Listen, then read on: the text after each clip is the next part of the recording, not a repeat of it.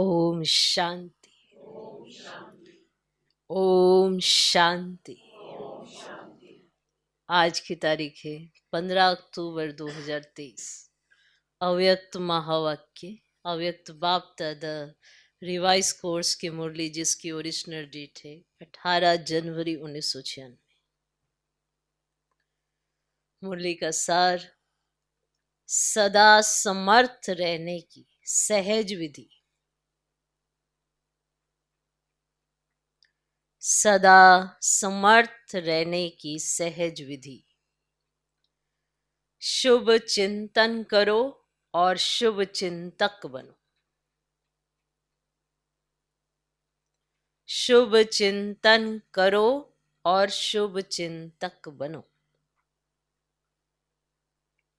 सदा समर्थ रहने की सहज विधि। समर्थ रहना चाहते हैं ना सभी, तो उसकी सहज विधि है।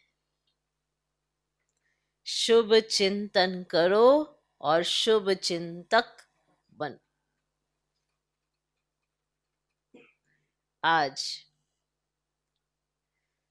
स्नेह संपन्न स्मृति दिवस है।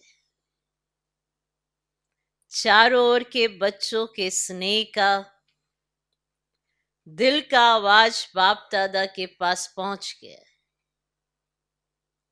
यह स्नेह सुख स्वरूप स्नेह है। बाप दादा इस दिवस को स्मृति दिवस के साथ साथ समर्थी दिवस कहते हैं, क्योंकि ब्रह्मा बाप ने अपने साकार स्वरूप में सर्व कार्य करने की समर्थियां अर्थात शक्तियां साकार रूप में बच्चों को अर्पण किया। इस दिवस को सन शोज फादर के वरदान का दिन कहा जाता है। साकार रूप में बच्चों को आगे किया और फरिश्ता रूप में अपने बच्चों की और विश्व की सेवा आरंभ की। ये 18 जनवरी का दिवस ब्रह्मा बाप के संपूर्ण नष्ट मोह स्मृति स्वरूप का रहा। जैसे गीता के 18 अध्याय का सार है, भगवान ने अर्जुन को नष्ट मोह स्मृति स्वरूप बनाया। तो ये 18 का यादगार है कि ब्रह्मा बाप कितना ही बच्चों के प्रति अति स्नेही रहे। जो बच्चे अनुभवी हैं कि सदा सेवा के निमित्त बच्चों को कितना याद करते, अनुभव है ना। मोह नहीं रहा, लेकिन दिल का प्यार रहा, क्योंकि मोह उसको कहा जाता है जिसमें अपना स्वार्थ हो। तो ब्रह्मा बाप का अपना स्वार्थ नहीं रहा, लेकिन बच्चों में सेवा अर्थ अति स्नेह रहा।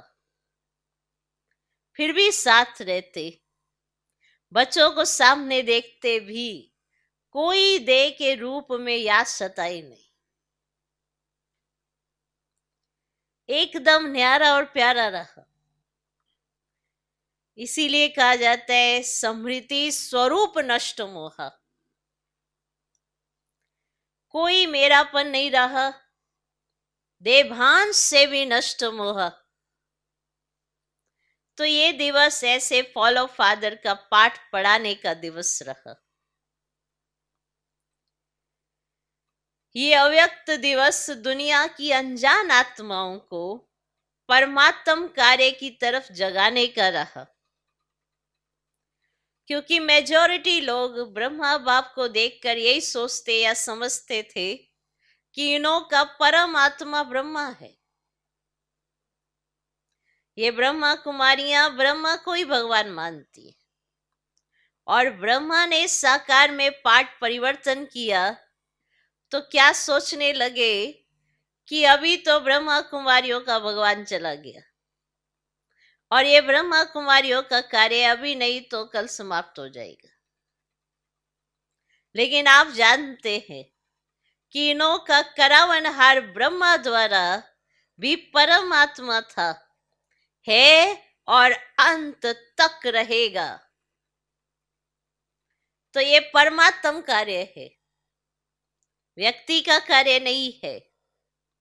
ये पहचान ब्रह्मा बाप के साकार पाठ परिवर्तन होने के बाद समझते हैं कि इनों को कोई शक्ति चला रही है। अभी भी बेचारे परमात्मा को नहीं जानते, लेकिन कोई शक्ति कार्य करा रही है। वो कौन सी शक्ति है उसको भी देख रहे हैं, सोच रहे हैं, और आखिर तो समझना ही है। तो किसका कार्य है, ब्रह्मा बाप का या परम आत्मा का ब्रह्मा द्वारा? किसका कार्य है? जो बच्चे साकार के बाद में आए हैं वो सोचते हैं कि ब्रह्मा बाबा ने अपना साकार पाठ इतना जल्दी क्यों पूरा किया। हम तो देखते ना, हम तो मिलते ना, सोचते हो ना।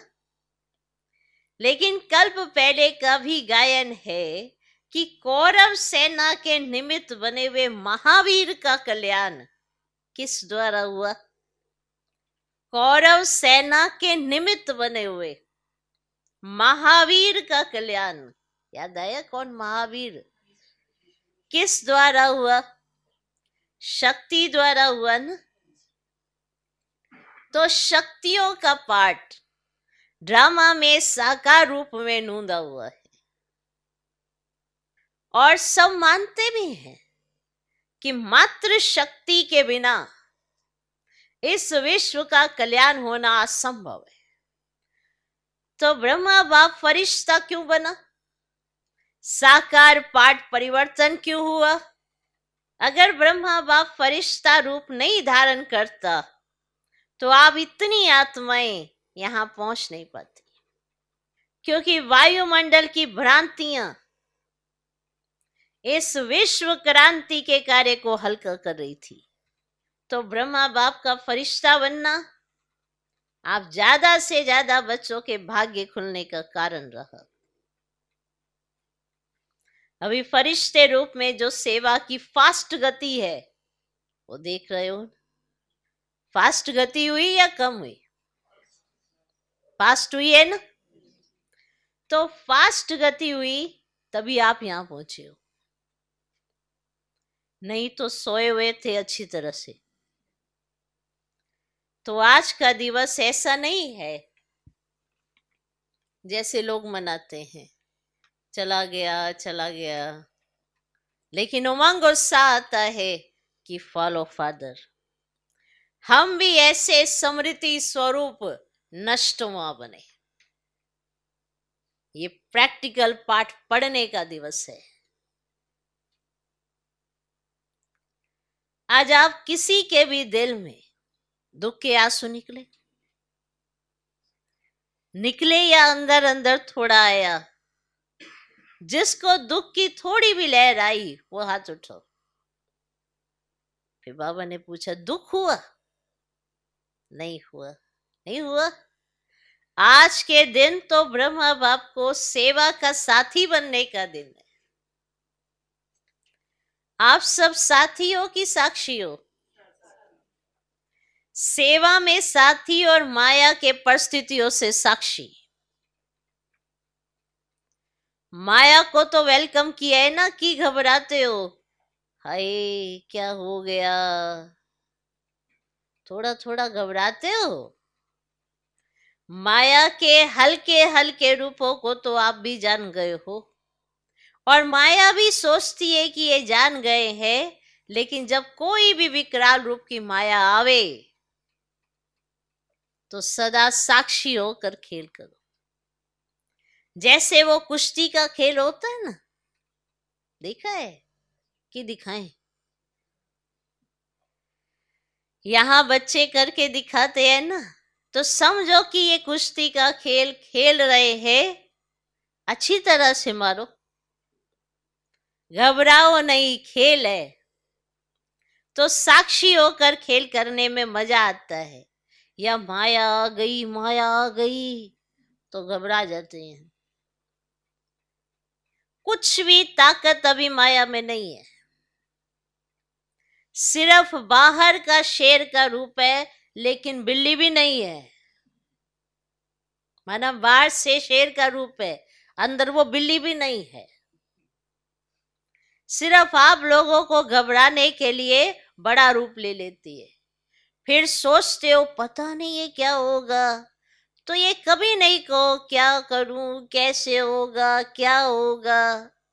लेकिन बाप दादा ने पहले भी यह पाठ पढ़ाया है कि जो हो रहा है वो अच्छा, और जो होने वाला है वो और अच्छा। ब्राह्मण बनना अर्थात अच्छा ही अच्छा है। चाहे बातें ऐसी होती हैं जो कभी आपके स्वप्न में भी नहीं होती, और कई बातें ऐसी होती है जो ज्ञान काल में नहीं होंगी, लेकिन ज्ञान के बाद हुई हैं। अज्ञान काल में कभी बिजनेस नीचे ऊपर नहीं हुआ होगा, और ज्ञान में आने के बाद हो गया। घबरा जाते हैं, हाय ज्ञान छोड़ दें। लेकिन कोई भी परिस्थिति आती है, उस परिस्थिति को अपना थोड़े समय के लिए शिक्षक समझो। कोई भी परिस्थिति आती है, उस परिस्थिति को अपना थोड़े समय के लिए शिक्षक समझो। शिक्षक क्या करता है? शिक्षा देता है ना। तो परिस्थिति आपको विशेष दो शक्तियों के अनुभवी बनाती है। कोई भी परिस्थिति आती है तो वो आपको विशेष दो शक्तियों के अनुभवी बनाती है। एक सहन शक्ति, न्यारापन, नष्ट मोह, और दूसरा सामना करने की शक्ति का पाठ पढ़ाती है। कोई भी परिस्थिति आती है तो परिस्थिति शिक्षक बनकर आपको शिक्षा देती है। कौन सी शिक्षा?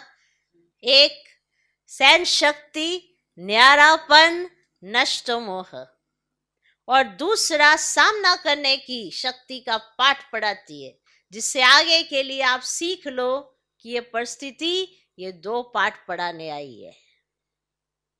सहन शक्ति का, न्यारेपन का, नष्ट मोह का, और सामना करने की शक्ति का, ये पाठ पढ़ाने आई है परिस्थिति। और जो कहते रहते हो हम तो ट्रस्टी हैं, मेरा कुछ नहीं है, ठगी से तो नहीं कहते, दिल से कहते हो। ट्रस्टी हो कि थोड़ा ग्रस्ती हो? कभी गृहस्थी बन जाते, कभी ट्रस्टी बन जाते।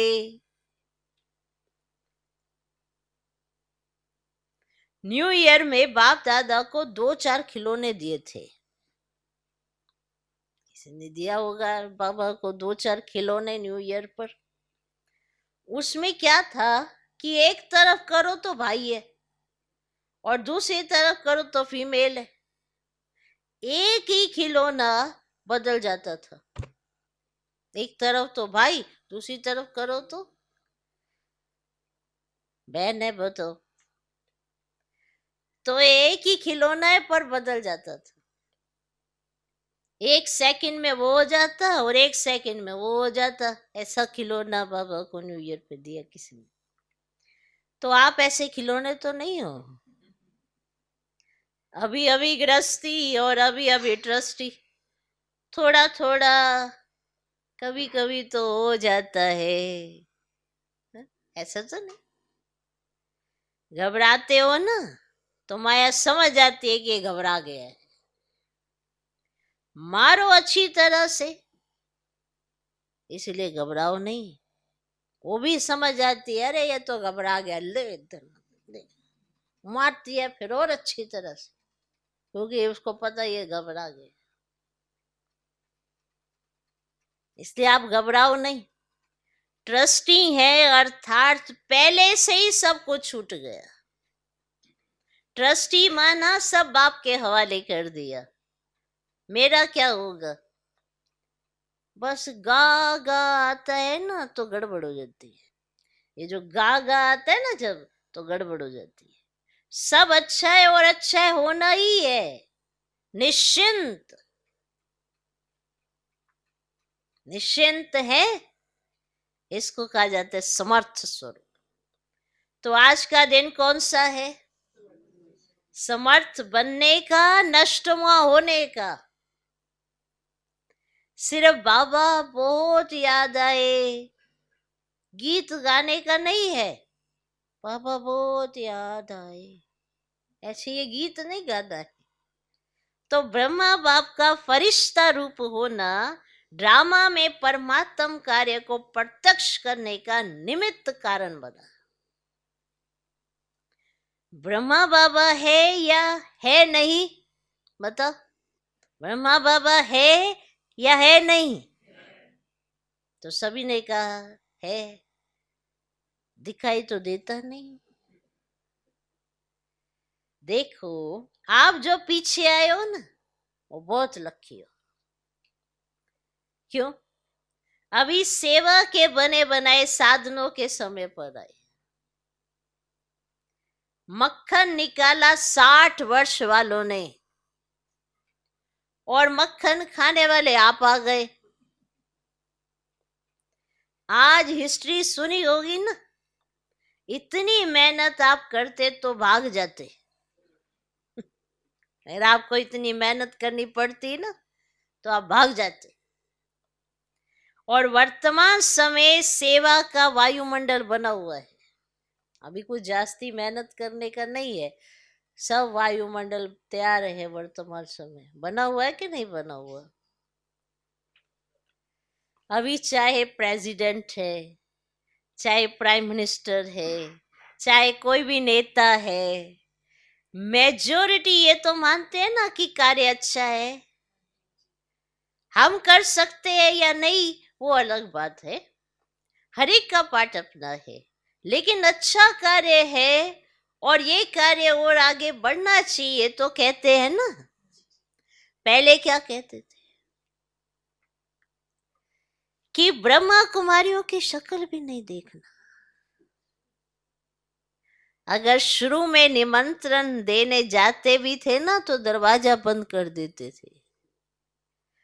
तो आप तो अच्छे टाइम पर आए हो ना, सेवा का चांस बहुत है, जितनी सेवा करने चाहो उतनी कर सकते हो। अभी सभी समझते हैं कि साकार ब्रह्मा के बाद भी ब्रह्मा कुमारियों ने सिल्वर जुबली भी मना ली, गोल्डन भी मना ली, अभी डायमंड तक पहुंच गए हैं। क्योंकि कोई भी बड़ा गुरु चला जाता है तो गड़बड़ हो जाती है। यहाँ गड़बड़ है क्या? यहाँ तो और ही वृद्धि है, बढ़ता जाता है। तो इससे सिद्ध है कि ये कार्य कराने वाला बाप परम आत्मा है, निमित्त माध्यम ब्रह्मा बाप है, और अभी भी माध्यम ब्रह्मा बाप है। ये पार्ट अलग चीज है, लेकिन माध्यम ड्रामा में पहले साकार ब्रह्मा रहा और अभी फरिश्ता रूप में ब्रह्मा है। ब्रह्मा को पिता कहेंगे, रचता तो ब्रह्मा है ना। तो ये तो पार्ट बीच बीच में बच्चों की पालना करने के लिए निमित्त है, बाकी रचता ब्रह्मा है। और रचना के कार्य में अभी भी अंत तक ब्रह्मा का ही पाठ है। तो आज सारे दिन में किसके पास माया आई? कोई पोतरा धोतरा याद नहीं आया? तो सदा ऐसे समर्थ रहो, और इसकी सबसे सहज विधि है 2 शब्द याद रखो। 2 शब्द याद रह सकते हैं ना, सारी मुरली भूल जाए, लेकिन 2 शब्द याद रखो और प्रैक्टिकल में करते चलो। वो 2 शब्द जानते भी हो, कोई नई बात नहीं है। एक है शुभ चिंतन, नेगेटिव को भी पॉजिटिव करो। इसको कहते हैं शुभ चिंतन। नेगेटिव पॉजिटिव हो सकता है और बदल सकते हो। सिर्फ चेक करो कि कर्म करते भी शुभ चिंतन चला। और दूसरा, सभी के प्रति शुभ चिंतक, तो शुभ चिंतन और शुभ चिंतक दोनों का संबंध है। अगर शुभ चिंतन नहीं है तो शुभ चिंतक भी नहीं बन सकते। इसीलिए इन दो बातों का टेंशन रखना। समझा? क्या करेंगे? यही नहीं भूल जाना, क्योंकि अभी देखा गया है कि बहुत ऐसी समस्याएं हैं, लोग हैं जो आपके वाणी से नहीं समझते, लेकिन शुभ चिंतक बन शुभ वाइब्रेशन दो तो बदल जाते हैं। और एक बात से मुक्त भी होना है।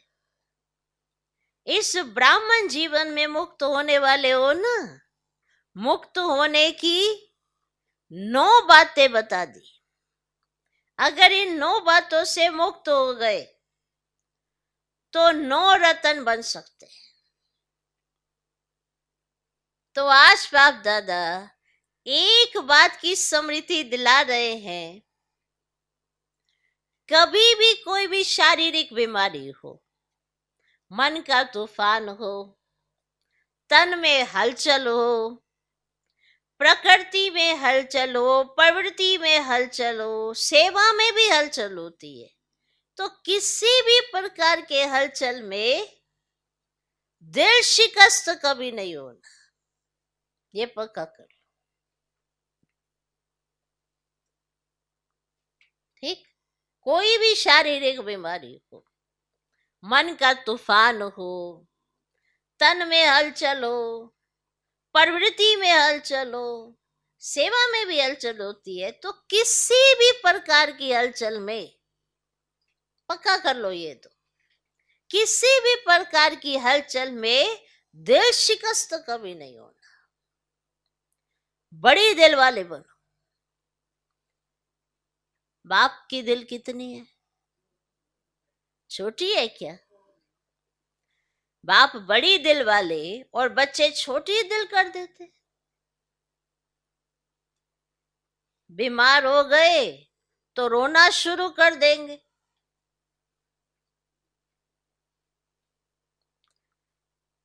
दर्द हो गया, दर्द हो गया, रोना शुरू कर दे। बीमारी आई, रोना शुरू कर दे, दर्द हो गया, दर्द हो गया। तो दिल शिकस्त होना दवाई है, दवाई है जो उसके बाद आपको लगता है मैं ठीक हो जाऊंगा ये करने से। तो दिल शिकस्त होना दवाई है, वरना हर दिन ऐसे। तो आज बाबा ने पूछ ही लिया कि दिल शिकस्त होना दवाई है। बीमारी चली जाएगी कि बढ़ेगी? जब हिसाब किताब आ गया, दर्द आ गया, तो हिसाब किताब आ गया ना। लेकिन दिल शिकस्त से बीमारी को बढ़ा देते। इसीलिए हिम्मत वाले बनो तो बाप भी मददगार बनेंगे। हिम्मत रखो ना थोड़ी, तो बाबा भी मदद करे। जब हिसाब किताब आ गया, दर्द आ गया, तो हिसाब किताब आ गया ना। लेकिन दिल शिकस्त से बीमारी को बढ़ा देते हो। इसलिए हिम्मत वाले बनो तो बाप भी मददगार बनेंगे। ऐसे नहीं रो रहे हैं तो पहले बच्चे की हिम्मत, फिर बाप की मदद है। तो हिम्मत तो हार ली, दिल शिकस्त हुए तो हिम्मत तो आपने हार ली, और सोचने लगते कि बाप की मदद तो मिली नहीं। बाबा भी टाइम पर तो करता ही नहीं है, टाइम पर तो मदद ही नहीं मिलती। तो आधे अक्षर याद नहीं करो। बाबा मददगार है, लेकिन किसका? तो आधा भूल जाते हो और आधा याद करते हो कि बाबा भी पता नहीं महारथियों को ही करता है, हमको तो करते ही नहीं है।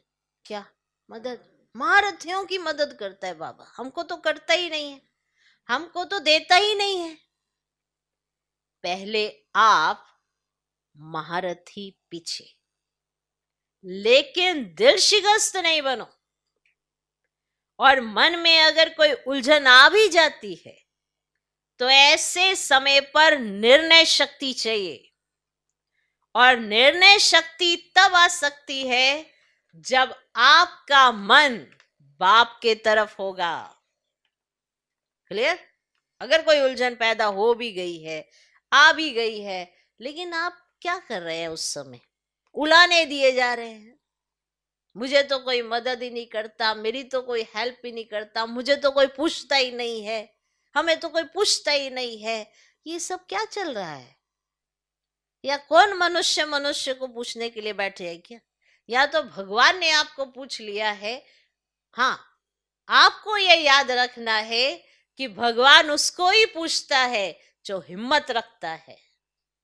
आपने हिम्मत रखी नहीं और आपको चाहिए भगवान मुझे पूछे, तो आधा स्लोगन याद नहीं करो, पूरा याद करो।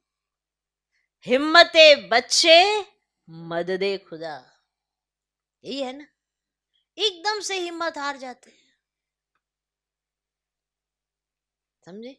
तो मन में अगर कोई उलझन आ भी जाती है, मान लो आप कुछ परेशान हो गए हो, आपको समझ नहीं आ रहा कि क्या करना चाहिए क्या नहीं करना चाहिए, तो ऐसे समय पर निर्णय शक्ति चाहिए आपको। लेकिन निर्णय शक्ति आपकी काम भी तब करेगी जब मन बाप की तरफ होगा। समझा? ये बहुत विशेष पॉइंट है, क्योंकि सही समय पर हम ये सब भूल जाते हैं और फिर उलाने ही रखते रहते हैं। इसने ये मदद नहीं की, उसने वो मदद नहीं की, वो नहीं देखता, ये नहीं देखता। एक दूसरे से खफा भी होते हैं और फिर सीधा फिदा बाप से खफा होने लगते हैं। अगर अपने उलझन में होंगे तो हाँ ना इसी उलझन में रह जाएंगे। इसीलिए मन से भी दिल शिकस्त नहीं बनो, मन से भी दिल शिकस्त नहीं बनो। मन अगर आप दिल शिकस्ती में लगा दोगे तो आप जज कैसे करोगे, निर्णय कैसे करोगे?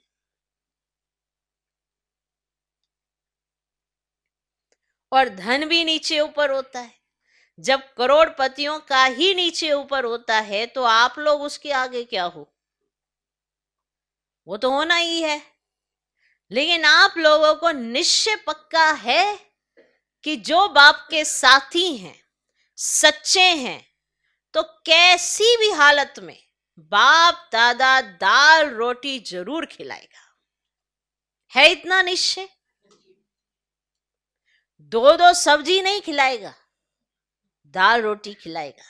लेकिन ऐसे नहीं करना कि काम से थक करके बैठ जाओ और कहो बाबा दाल रोटी खिलाएगा।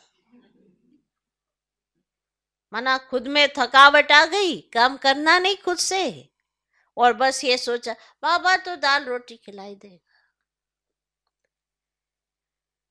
ऐसे अलबेले या आलस्य वाले को नहीं मिलेगा। बाकी सच्ची दिल पर साहेब राजी है। और परिवार में भी खिटपिट तो होनी ही है। जब आप लोग कहते हो कि अति के बाद अंत होना है, कहते हो, ये तो कहते हो अति के बाद अंत होना, कहते हो अति में जा रहा है और जाना है, तो परिवार में खिटपिट ना हो ये नहीं होना है, होना है। लेकिन आप ट्रस्टी बन, साक्षी बन, परिस्थिति को बाप से शक्ति ले हल करो। गृहस्थी बनकर सोचेंगे तो और गड़बड़ होगी। पहले बिल्कुल न्यारे ट्रस्टी बन जाओ। मेरा नहीं, ये मेरापन, मेरा नाम खराब होगा, मेरी गलानी होगी, मेरा बच्चा और मुझे, मेरी सास मेरे को ऐसे करती है, ये मेरापन आता है ना तो सब बातें आती है। क्या कहेंगे, मैं ऐसा करूंगी तो फिर क्या कहेंगे, फिर तो गलानी होंगी, बहुत बातें होंगी, ऐसा हो जाएगा, वैसा हो जाएगा, ये हो जाएगा, वो हो जाएगा। मेरा जहां भी आया वहां बुद्धि का फेरा हो जाता है, बदल जाते हैं। अगर बुद्धि कहाँ भी उलझन में बदलती है तो समझ लो ये मेरापन है। उसको चेक करो, और जितना सुलझाने की कोशिश करेंगे उतना उलझेंगे। इसीलिए सभी बातों में क्या नहीं बनना है, दिल शिकस्त नहीं बनना है।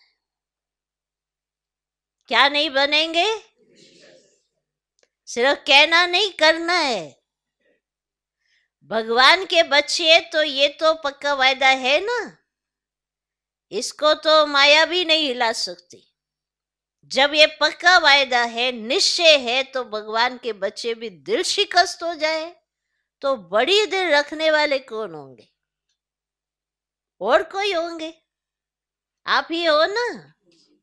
तो क्या करेंगे, अभी समर्थ बनो और सन शोज फादर का पाठ पक्का करो। कच्चा नहीं करो, पक्का करो। सभी हिम्मत वाले हो ना, हिम्मत है? अच्छा। चारों ओर के सर्व समर्थ आत्माओं को, सर्व माया जीत, प्रकृति जीत आत्माओं को, सदा सन शोज फादर करने वाले बच्चों को, सदा दिल खुश रहने वाले बच्चों को बाप दादा का याद प्यार और नमस्ते। हम रूहानी बच्चों की भी रूहानी बाप दादा को नमस्ते, नमस्ते, नमस्ते। Good morning, good morning, good morning.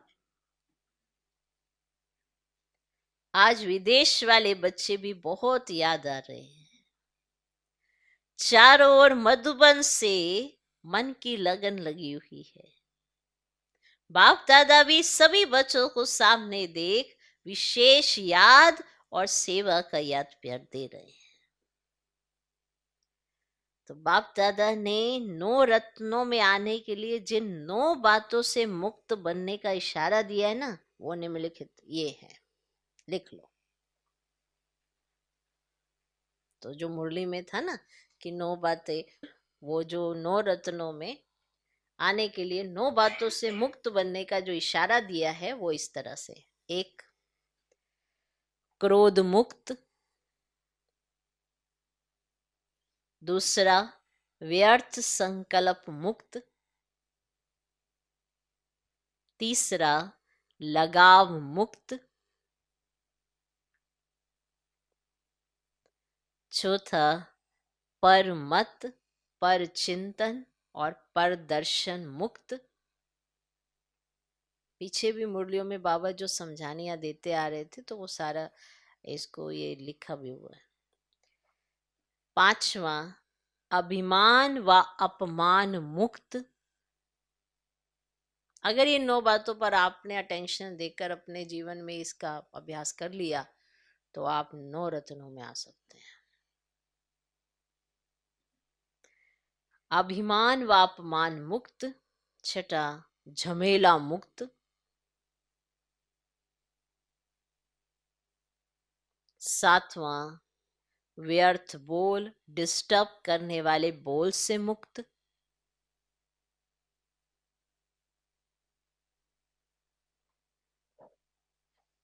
आठवां, अप्रसन्नता मुक्त।